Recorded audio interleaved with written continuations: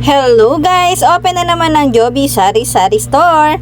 At syempre ang ating mini food cart na Food Corner House. So for today's video, i-share ko na naman sa inyo ang aking kaganapan for today benta. So yun, i-share ko lang uli sa inyo yung mga pagkain na binibenta ko dito sa aking store. So dahil nga more on merienda ang benta ko, meron tayong fries and drinks, burger, cheesy crispy, pork and chicken burger, at syempre ang putlong hindi mawawala, and then itong ating mga fruit soda. Hindi pa nga ganun kakilala itong aking food cart dito sa aming lugar kasi kaka-open ko nga lang 1 week ago. Pero ganun pa man ay kilala na ako ng mga kapitbahay ko yung madalas bumibili sa aking tindahan. Kaya naman paunti-unti lang ang benta ko. Pero okay lang yon, tiyagaan lang. At pasasaan ba ay makikilala rin ng ating store. Malay mo naman, sumikat din ako. Charis lang. So sa mga kapwa ko may tindahan, pwede rin kayong umisip ng ganitong paraan na additional na pagkakakitaan para may additional income din kayo. Para mas makadagdag sa pang-araw-araw nyo or savings nyo. Sipag, tiyaga, diskarte at puhunan lang talaga yung kailangan. Syempre ang puhunan, hindi yun mawawala. Pero kung wala pa naman puhunan, okay lang yun. Ipon muna. Yun lamang sa ngayon. Maraming salamat sa panonood. Don't forget to follow for more.